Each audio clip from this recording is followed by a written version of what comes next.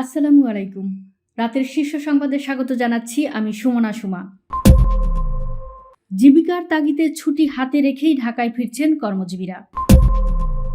কুমিল্লায় train bus দুর্ঘটনায় হতাহতের প্রতি প্রধানমন্ত্রীর শোক প্রকাশ। স্বাধীনতা দিবসে বিএনপির কর্মসূচি ঘোষণা। সড়ক রেলপথে দায়িত্বশীলতার ঘাটতি ডেকে আনছে ভয়াবহ পরিণতি, জামাত আমির। যুদ্ধে বিশ্বজুড়ে বাড়তে থাকা চাপ বাংলাদেশের জনগণের উপরও পড়ার আশঙ্কা রয়েছে, অর্থমন্ত্রী। কিশোরগঞ্জে পিকআপ চাপায় প্রাণ গেল মোটরসাইকেল আরোহী দুই বন্ধুর। মন্ত্রীকে ফোন করে অঝরে কাঁদলেন এমপি মনিরুল হক। প্রয়োজনে বিয়ে বাড়ির গহনা বহনে নিরাপত্তা দেবে পুলিশ। যুক্তরাষ্ট্র ইসরায়েলের সঙ্গে যুদ্ধে ইরান বিজয়ী হবে, বেলারুশের প্রেসিডেন্ট। একদিনে ইসরায়েলের 5 শহরে হামলায় নিহত 2 শতাধিক। ইরান যুদ্ধে বিশ্বজুড়ে বিমান সংস্থাগুলোর ক্ষতি $5,000 কোটি বেশি। এবং বাহরাইনে বড় হামলাটি ইরান করেনি, করেছে যুক্তরাষ্ট্র। শুনছিলেন শিরোনাম, এবার বিস্তারিত। ঈদ আনন্দ যেন শুরু না হতেই শেষ কর্মজীবী মানুষের। জীবন জীবিকার তাগিদে ব্যস্তময় যান্ত্রিক শহরে ফিরতে শুরু করেছে মানুষ। কোনো ঝুঁকি ঝামেলা না থাকায় স্বস্তি প্রকাশ করেন তারা। অফিস খুলতে দেরি থাকলেও খেটে খাওয়া মানুষের মূলত জীবিকার তাগিদে ঈদের দ্বিতীয় দিনেই ফিরতে হলো যান্ত্রিক শহরে। রোববার ভোরে বিভিন্ন জেলা থেকে রাজধানীর সদরঘাটে একে একে ফিরতে থাকে বিভিন্ন জেলার লঞ্চ। যাদের কেউ কেউ পরিবারের সঙ্গে ঈদ করতে বাড়ি গিয়েছিলেন 3 থেকে 4 দিন আগে, কেউ আবার ফিরেছেন একদিনের ছুটি শেষে। এদিকে আজ বিকেল থেকেই চালু হয়েছে ট্রেন। এই ট্রেনে চেপেই বহু মানুষ ঢাকায় ফিরবে বলে আশা করা হচ্ছে। প্রধানমন্ত্রী তারেক রহমান কুমিল্লায় রেল ক্রসিংয়ে ট্রেনের সঙ্গে বাসের সংঘর্ষে হতাহতের ঘটনায় গভীর শোক ও দুঃখ প্রকাশ করেছেন। সম্প্রতি বগুড়ার ট্রেন দুর্ঘটনার পর শনিবার দিবাগত মধ্যরাতে কুমিল্লায় ট্রেন দুর্ঘটনার নেপথ্যে কারণ অবিলম্বে খুঁজে বের করতে প্রধানমন্ত্রীর নির্দেশ দিয়েছেন। ইতিমধ্যে তিনি দুর্ঘটনার ব্যাপারে সংশ্লিষ্ট মন্ত্রণালয়ের মন্ত্রী এবং স্থানীয় প্রশাসনের সঙ্গে একাধিকবার কথা বলেছেন। আহতদের সুচিকিৎসা নিশ্চিত করতেও সংশ্লিষ্টদের নির্দেশনা দিয়েছেন। নিহতদের পরিবারকে আর্থিক সহায়তারও নির্দেশ দেন প্রধানমন্ত্রী। তিনি বলেন, ট্রেন বাস সংঘর্ষে তদন্ত করে প্রতিটি ঘটনায় সংশ্লিষ্টদের ব্যর্থতার জন্য দৃষ্টান্তমূলক আইনগত ব্যবস্থা নেওয়া হবে। প্রধানমন্ত্রীর প্রেস সচিব সালেহ শিবলি গণমাধ্যমকে একথা জানিয়েছেন। মহান স্বাধীনতা ও জাতীয় দিবস উপলক্ষে বিভিন্ন কর্মসূচি গ্রহণ করেছে বাংলাদেশ জাতীয়তাবাদী দল বিএনপি। রোববার দুপুরে দলটির সিনিয়র যুগ্ম মহাসচিব অ্যাডভোকেট রুহুল কবির রিজভী স্বাক্ষরিত এক বিজ্ঞপ্তিতে এসব কর্মসূচির কথা জানানো হয়েছে। আগামী 26 মার্চ রোববার ভোর 5টায় সাভার জাতীয় স্মৃতিসৌধে রাষ্ট্রপতি ও প্রধানমন্ত্রীর শ্রদ্ধা নিবেদন শেষে দলের পক্ষ থেকে স্মৃতিসৌধে পুষ্পস্তবক অর্পণ করে শ্রদ্ধা জানানো হবে।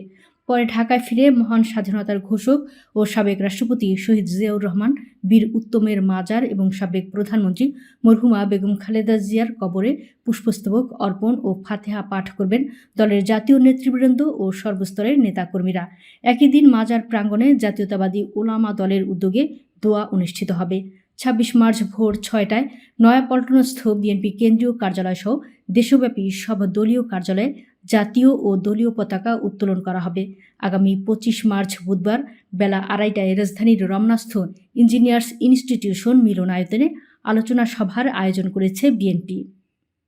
কুমিল্লায় ট্রেন দুর্ঘটনায় 12 জন নিহতের ঘটনাকে সড়ক রেলপথে দায়িত্বশীলতার ঘাটতি বলে মন্তব্য করেছেন বাংলাদেশ জামায়াতে ইসলামের আমির ও জাতীয় সংসদের বিরোধী দলীয় নেতা ডাক্তার শফিকুর রহমান। রোববার সকালে নিজের ভেরিফাইড ফেসবুক পেজে দেওয়া এক পোস্টে তিনি এ মন্তব্য করেন।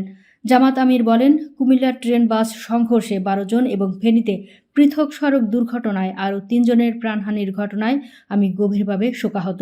নিহতের পরিবারগুলোর শোক কখনোই পূরণ হওয়ার নয়। তিনি বলেন, এসব দুর্ঘটনা আবারও প্রমাণ করে পরিবহন ব্যবস্থা, সড়ক ও রেলপথের নিরাপত্তা এবং সংশ্লিষ্ট কর্তৃপক্ষের দায়িত্বশীলতার ঘাটতি কতটা ভয়াবহ পরিণতি ডেকে আনছে। মধ্যপ্রাচ্য যুদ্ধের জেরে বিশ্বজুড়ে চাপ বাড়ছে উল্লেখ করে এর প্রভাব বাংলাদেশের জনগণের উপরও এসে পড়ার আশঙ্কা রয়েছে বলে মন্তব্য করেছেন অর্থ ও পরিকল্পনা মন্ত্রী আমির খসরু মাহমুদ চৌধুরী। তবে মধ্যপ্রাচ্যের চলমান যুদ্ধ ও বৈশ্বিক চাপের মধ্যেও সরকার দেশের অর্থনীতি স্থিতিশীল রাখতে চেষ্টা করছে বলে জানান তিনি। তিনি বলেন, কঠিন পরিস্থিতির মধ্যেও জ্বালানি সরবরাহ নিশ্চিত রাখা, ভাড়া বৃদ্ধি না করা এবং দ্রব্যমূল্য নিয়ন্ত্রণে রাখা সম্ভব হয়েছে, যা সাধারণ মানুষের জন্য স্বস্তি বয়ে এনেছে। রোববার চট্টগ্রাম নগরীর মেহেদীবাগের বাসভবনে নেতাকর্মীসহ সর্বস্তরের মানুষের সাথে ঈদ শুভেচ্ছা বিনিময় শেষে সাংবাদিকদের তিনি এসব কথা বলেন। আমির খসরু বলেন, যুদ্ধের কারণে জ্বালানি ও সরবরাহ ব্যবস্থায় চাপ তৈরি হলেও সরকার বিকল্প উৎস থেকে জ্বালানি সংগ্রহের ব্যবস্থা করেছে। এর ফলে ঈদযাত্রায় কোথাও জ্বালানির সংকটে পরিবহন বন্ধ হয়নি এবং ভাড়াও বাড়েনি। চেষ্টা করছি এটা ধরে রাখার। কিশোরগঞ্জের কুরিয়ার চরে পিকআপ ভ্যানের চাপায় মোটরসাইকেল আরোহী 2 বন্ধু নিহত হয়েছেন। এ সময় আহত হয়েছেন আরও একজন। রোববার বিকেলে কিশোরগঞ্জ ভৈরব মহাসড়কের কুলিয়ারচর উপজেলার দারিয়াকান্দি এলাকায় এ দুর্ঘটনা ঘটে। নিহতরা হলেন দরিয়াকান্দি এলাকার বিজয় ও তার বন্ধু জাবির হোসেন। হাইওয়ে পুলিশ জানায়, কুলিয়ারচর উপজেলার 6 সুতি ইউনিয়নের দারিয়াকান্দি এলাকায় একই মোটরসাইকেলে করে যাচ্ছিলেন 3 যুবক। এ সময় বিপরীত দিক থেকে আসা মুরগি বোঝাই করা একটি পিকআপ ভ্যান মোটরসাইকেলটিকে চাপা দেয়। এতে ঘটনাস্থলেই নিহত হন বিজয় ও জাবির। কুমিল্লার পদুয়ার বাজারে বাস রেলের ভয়াবহ দুর্ঘটনায় প্রাণ হারিয়েছেন 12 জন। ঈদের ছুটিতে মর্মান্তিক এ দুর্ঘটনায় বাগরুদ্ধ পুরো দেশ। বাদ নেই কুমিল্লার 6 আসনের সংসদ সদস্য মনিরুল হক চৌধুরীও।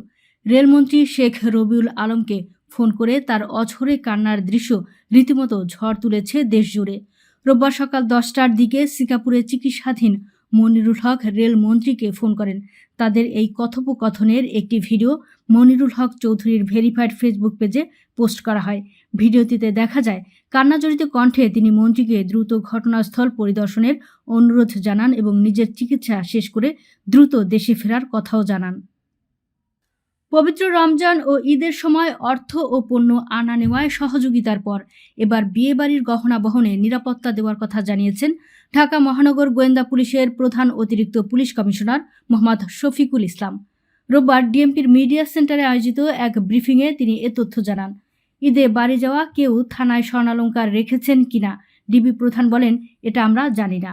আমরা জনগণকে আহ্বান জানাচ্ছি যে ঈদের সময় থানায় স্বর্ণালংকার ও মূল্যবান জিনিস রাখতে পারবেন, আবার ব্যাংকের ভল্টেও রাখতে পারবেন। আর বিশেষ করে টাকা বা কোনো মূল্যবান গহনা পরিবহনের ক্ষেত্রে আমরা নিরাপত্তা দেব। তিনি বলেন, ঈদের পরে বিভিন্ন জায়গায় বিয়ে হচ্ছে। কেউ যদি মনে করে যে হোটেল বা কমিউনিটি সেন্টার থেকে বাড়ি পর্যন্ত গহনা নেওয়ার ক্ষেত্রে নিরাপত্তা প্রয়োজন, তাহলে নিকটবর্তী থানায় বললে আমরা সর্বোচ্চ নিরাপত্তা দেব। বেলারুশের প্রেসিডেন্ট আলেকজান্ডার লুকাশেঙ্কো বলেছেন, যুক্তরাষ্ট্র ও ইসরায়েলের অকারণ যুদ্ধ সত্ত্বেও ইরান সাহসিকতার সঙ্গে এই সংকট মোকাবিলা করবে এবং শেষ পর্যন্ত তারাই বিজয়ী হবে। ইরানের প্রেসিডেন্ট মাসুদ পেজেশকিয়ানকে পাঠানো এক বার্তায় তিনি এই মন্তব্য করেছেন বলে জানিয়েছে মেহের নিউজ। ফার্সি নববর্ষ নওরোজ উপলক্ষে পাঠানো বার্তায় বেলারুশের প্রেসিডেন্ট ইরানের জনগণকে শুভেচ্ছা জানিয়েছেন। বেলারুশে ইরানি দূতাবাস জানিয়েছে, লুকাশেঙ্কো নওরোজকে নতুন সূচনা, পুনর্গঠন এবং প্রজন্মের মধ্যে দৃঢ় সম্পর্কের প্রতীক হিসেবে বর্ণনা করেন। তিনি বলেছেন, এই উৎসব মানুষকে পারস্পরিক বোঝাপড়া ও সম্মানের পথে এগিয়ে যেতে উৎসাহিত করে। তিনি আরও বলেন, নতুন বছরে ইরান কঠিন বাইরের চ্যালেঞ্জের মুখেও সাহসিকতার সঙ্গে লড়াই চালিয়ে যাচ্ছে। তার বিশ্বাস, দীর্ঘ অভিজ্ঞতার পর ভর করে ইরান জনগণ সব বাধা অতিক্রম করবে এবং নিজেদের স্বাধীনতা ও সার্বভৌমত্ব বজায় রাখবে। ইসরায়েলের আরাদ, ডিমোনা, ইলাত, বীরশেবা ও কিরিয়াত গাত শহরের সামরিক স্থাপনা এবং নিরাপত্তা কেন্দ্রগুলোকে হামলা চালিয়েছে ইরান। এ খবর দিয়েছে আল জাজিরা। এসব হামলায় 200 জনের বেশি মানুষ নিহত হয়েছেন বলে দাবি করেছে ইরানের ইসলামী বিপ্লবী গার্ড বাহিনী। তবে কোনো নিহতের খবর নিশ্চিত করেনি ইসরায়েল। দেশটির অ্যাম্বুলেন্স পরিষেবা জানিয়েছে, আরাদ শহরে 88 জন আহত হয়েছেন। এছাড়া ডিমোনা থেকে আহত 39 জনকে হাসপাতালে পাঠানো হয়েছে। তবে আন্তর্জাতিক গণমাধ্যমগুলো 1.5 শতাধিক আহতের কথা বলছে।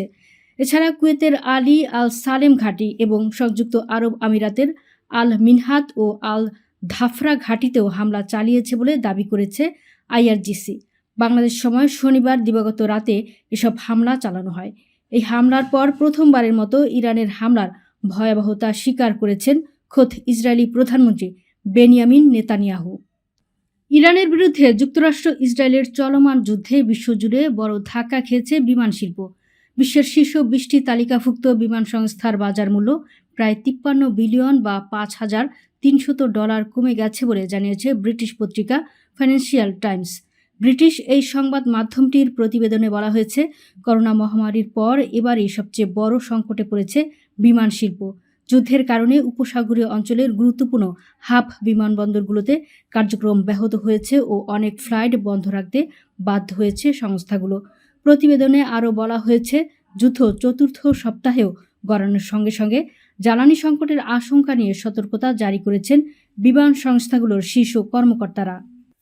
বাহরাইনে সাম্প্রতিক বড় বিস্ফোরণের ঘটনায় নতুন তথ্য সামনে এসেছে। শুরুতে এ ঘটনার জন্য ইরানকে দায়ী করা হলেও এখন বিশ্লেষকরা বলছেন এতে যুক্তরাষ্ট্রে ব্যবহৃত মিসাইল জড়িত থাকতে পারে।